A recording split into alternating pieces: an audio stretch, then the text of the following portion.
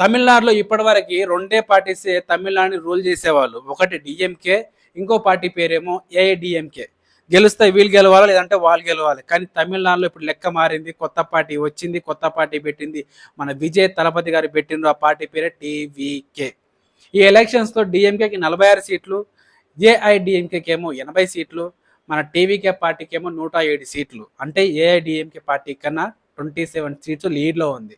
మన తెలుగులో కానీ తమిళ్లో కానీ హీరోస్ పార్టీస్ పెట్టిండ్రు, వాళ్ళు చేయలేంది. మన తెలుగులో చూసుకుంటే చిరంజీవి గారు కానీ, పవన్ కళ్యాణ్ గారు కానీ, ఆయన తమిళ్లో చూసుకుంటే రజనీకాంత్ గారు, కమల్ హాసన్ గారు కానీ, వీళ్ళు చేయలేంది విజయ్ తలపతి గారు కొత్తగా పార్టీ పెట్టు జస్ట్ 3 years అవుతుంది.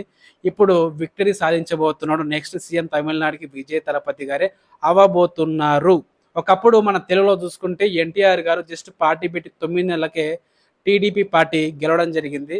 మళ్ళీ ఇప్పుడు మన విజయ్ తలపతి గారి పార్టీ టీవీకి గెలవబోతుంది. జస్ట్ పార్టీ పెట్టి 3 years అవుతుంది.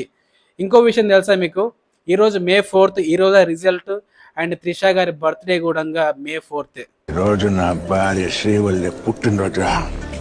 ఈ పొద్దుగడ్డ ఇంకెప్పుడు మెర్సీ అమ్మ బర్త్డే గిఫ్ట్. కోఇన్సిడెంట్ కదా.